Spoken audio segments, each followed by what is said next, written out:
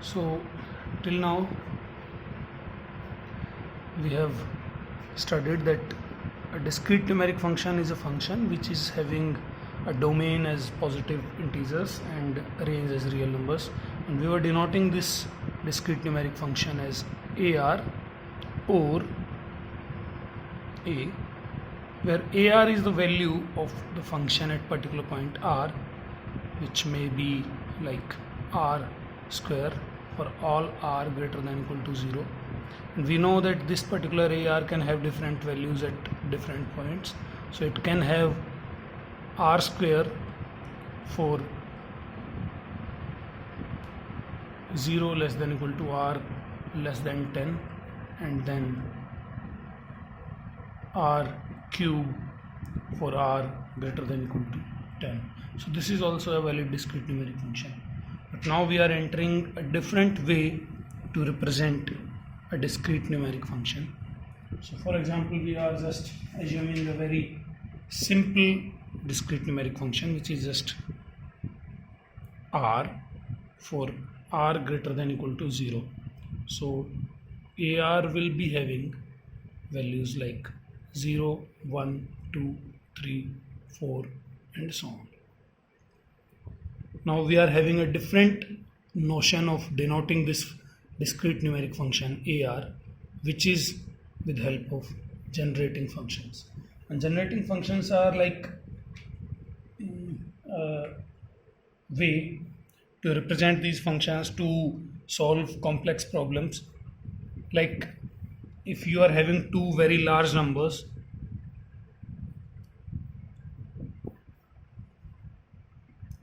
x and y, so can you multiply x and y? Because x and y are very large, it's very hard to multiply x and y, but we do have a very simple solution for that, because we can represent x multiplied by y as log and then anti-log. And because log of x and y, log x multiplied by y is anti-log of log x plus log y. And because log x and log y are very easy to compute, and this is addition operation which is again very easy to compute, and then we can have anti-log of some quantity z, which in effect will be x into y. So for x multiplication y, we can have log, which will result into log x plus log y. Then we will be having anti-log, and we will be having the resultant operation of x multiplied by y. So generating function is a similar kind of thing which helps us in solving some problems related with discrete numeric functions. So what exactly is a generating function? Generating function is nothing but a polynomial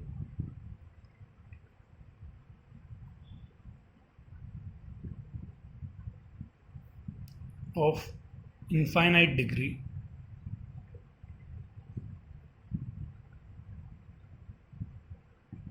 usually.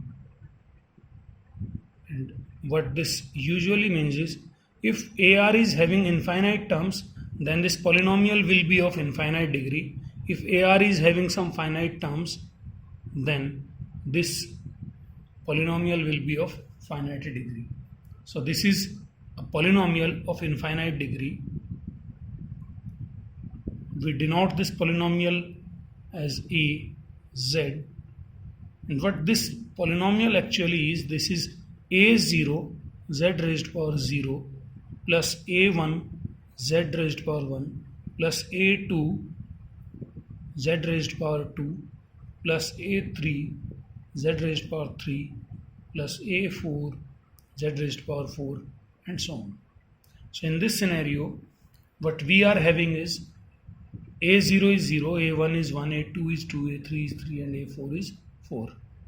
So 0 z raised to power 0 plus 1 z raised to power 1 plus 2z raised to power 2 plus 3z raised to power 3 plus 4z raised to power 4 and so on. So this function comes out to be z plus 2z square plus 3z cube plus 4z4 and so on. So this is our generating function for discrete numeric function AR equals to R for R greater than equal to 0.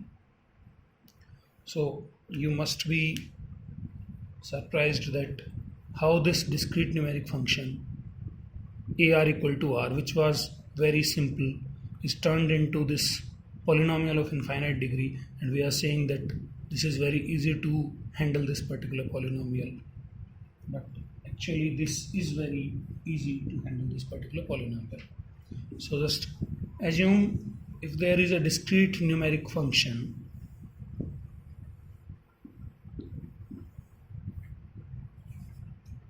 which is AR equals to 1 for R greater than equal to 0. So generating function for this particular polynomial will be 1 plus z square plus z cube plus z4 and so on. Why so? Because every coefficient is ai and value of ai is 1 for every particular r. So az will be 1 plus z square plus z cube plus z4, which is nothing but 1 divided by 1 minus z. So a simple scenario, 1 over 1 minus z can store this particular polynomial, and coefficients of this particular polynomial will be having the value of AR. This generating function actually helps us in finding the sum of two functions, multiplication of two functions and all those things. So if AR is 3 raised to power r for r greater than equal to 0, that means AZ is 3 to the power 0 z to the power 0, 3 power zen 1 z power 1, 3 power 2 z power 2, 3 power 3 z power 3 and so on. This is nothing but 1 over 1 minus 3z. So this implies 1 over 1 minus alpha z is nothing but a discrete generating function of a discrete numeric function alpha raised to power r. So 1 over 1 minus alpha z is a generating function of discrete numeric function alpha raised to power r. If we want to scale it with some particular coefficient, so if we want to scale this with some beta, so every coefficient will be multiplied by beta. We can take that beta common, so this az will be multiplied by beta. We will be having all those manipulations which were actually with discrete numeric functions in terms of generating functions. So first manipulation was sum of two discrete numeric functions. So we know that if AR and BR are two discrete numeric functions, then their sum was AR plus BR. So for the time being, we will be assuming that generating function for AR is AZ, that means AZ can generate AR, and generating function for BR is BZ.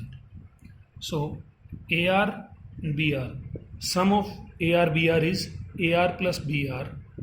With help of generating function also we can find out this sum, because AZ plus BZ will be generating function of AR plus BR.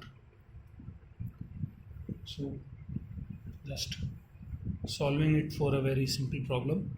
If AR is 2 to the power r for r greater than equal to 0, br equals to 3 to the power r for r greater than equal to 0. ar plus br is nothing but 2 to the power r plus 3 to the power r for r greater than equal to 0. For ar, az will be 1 over 1 minus 2z, bz is 1 over 1 minus 3z, and these polynomials are 1 plus 2z plus 2 square z square, 2 cube z cube, and so on.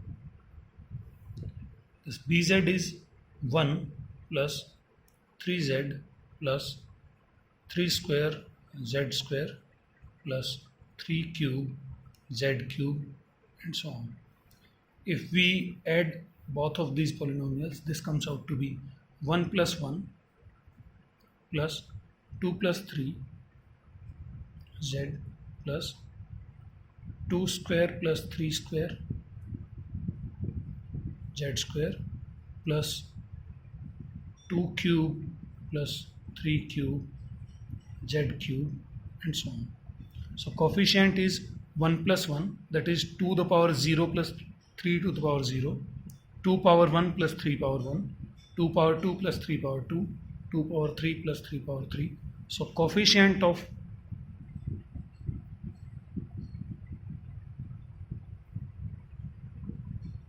z to the power I is 2 to the power I plus 3 to the power I.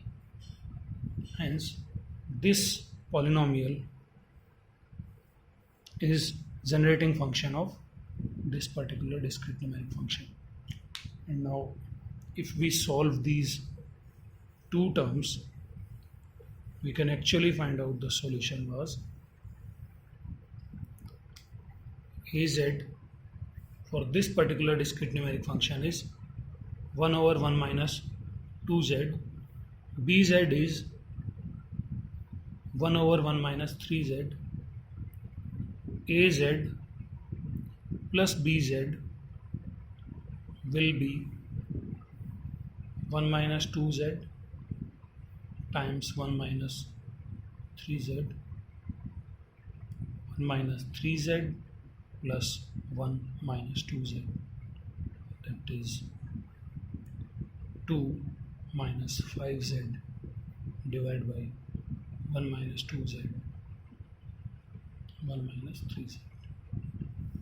So this is discrete numeric function in a bit complex form, or you can say this is generating function in a complex form for ar plus br. So this was the operation sum, where two discrete numeric functions, if are added, then their generating functions, if added, can generate the resultant function. So we will be finding other manipulations also, but there is one problem with it, that there is no such solution for multiplication of two discrete numeric functions. So we cannot say that ar into br can be generated with help of az into bz. This is not true. We do have a solution for sum, we do have a solution for shifting, forward difference, and convolution, but we do not have a solution for multiplication operation. This is the problem with generating functions. So next operation is shifting in a positive direction. So scaling first. So if ar is a function, ar is a discrete numeric functions whose generating function is az, then alpha ar can be generated with help of alpha times az. Because every term of ar will be multiplied by alpha, we can take alpha common from the complete polynomial of az, so we can have alpha az. So scaling is very easy in some ways. So if ar is 3 to the power r for r greater than equal to 0, az will be 1 over 1 minus 3z. So if 5AR, which is same as 5 times 3 raised to power r for r greater than 0, generating function of this particular function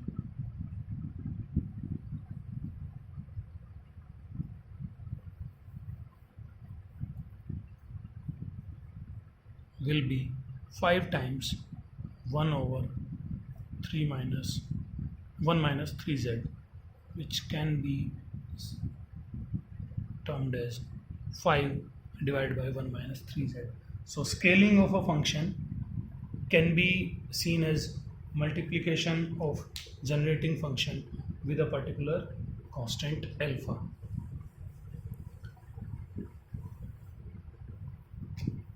Now next part is shifting of AR in positive side. This shifting in positive and negative side both is a little bit tricky. We can say that positive shift of AR is nothing but, for example, if we are calculating S3 of AR, where AR was 3 raised to power 0 for r greater than or equal to 0. So original value of AR is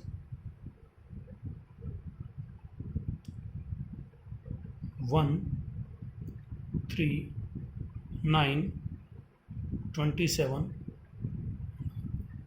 but AR with shifted 3 locations on right side is 0, 0, 0, 1, 3, 9, 27 and so on. So generating function for this particular polynomial was, or this discrete numeric function was 1 over 1 minus 3z, which in term was 1 plus 3z plus 3 square z square plus 3 cube z cube and so on. But if you see for this particular function S3AR, we will be having a generating function as Cz, which in term is having 0 times z raised to power 0 plus 0 times z raised to power 1 plus 0 times z raised to power 2 plus 1 times z raised to power 3 plus 3 times z raised to power 4 plus 9 times z raised to power 5 plus 27 times z raised to power 6 and so on. So this relation between this AZ and CZ is nothing but we are multiplying every single term with Z cube. 1 multiplied with Z cube is 1Z cube. 3Z multiplied by Z cube is 3Z4. 3 square Z square multiplied by Z cube is, you can say, 3 square Z5, and this is 3 cube Z6. So AZ and CZ are having very simple relation, that CZ is nothing but Z cube AZ. So if we want to shift I times, this is shifting 3 times or 3 locations. If shifting I times, you can easily say that CZ is nothing but Z raised to power I multiplied with AZ. So this is the new generating function of shifted function. So this was the original function, this one is the shifted function, this was the original generating function, and this one is the generating function for shifted discrete numeric function S3AR. We hope it is clear, and if there is any doubt about this, you can ask this particular question with another example maybe. Now we will be discussing negative shift.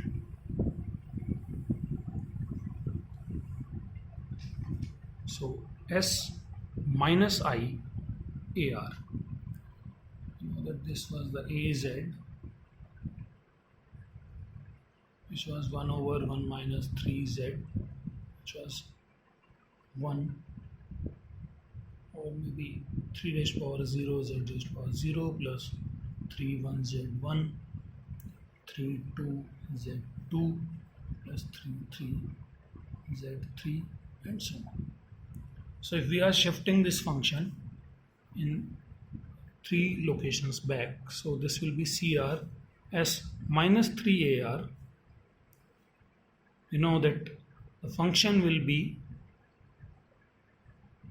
27, 81, 243 and so on. Original 3 values 1, 3 and 9 will be dropped from AR, and this will become a new function CR, which is shifted version of AR in 3 locations left side. So this is CR. Now we can easily say that discrete numeric function CR can be generated with help of CZ, where CZ is 27 Z raised power 0 plus 81 Z raised power 1 plus 243 Z raised power 2 and so on, which is nothing but 3 raised power 3 Z raised power 0 plus 3 raised power 4 Z raised power 1 plus 3 raised power 5 Z raised power 2 and so on. If we want to see what exactly is happening in this particular function which can generate this function, we say let us add another term, so this is clear what exactly is happening. You can see that we are removing these 3 terms from AZ. So what exactly are we having? We are removing 3 terms from AZ. So 30 Z0 plus 31 Z1 plus 3 square Z square. We are removing these 3 terms. So when these 3 terms are removed, AZ will start from Z cube. But here AZ is starting from Z raised power 0. So we have to remove Z cube from every single term also. So when we divide this particular polynomial with help of Z cube, so initially these 3 terms are removed.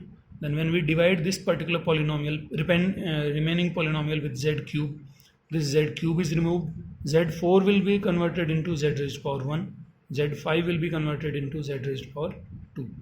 So this particular part was here, but this was removed from original AR, and this function is converted into CZ. So shifted value of AZ is nothing. This is the shifted value of AZ. So let us generalize it. We can say that if this was 3 shifts in negative direction, so if we want to shift I times in negative directions, this polynomial will be nothing but AZ minus initial I terms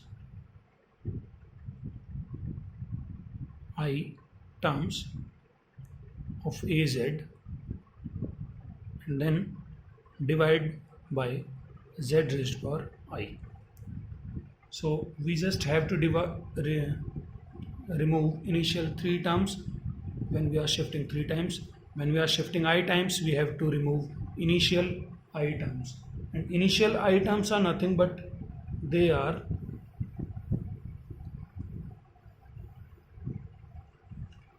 what exactly initial I terms are. We can write those terms. Those terms are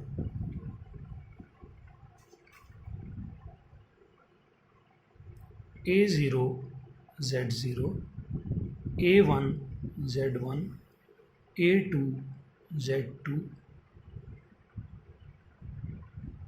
A I minus 1 Z I minus 1. So this is clear. These are initial I terms because we are starting the counter from 0.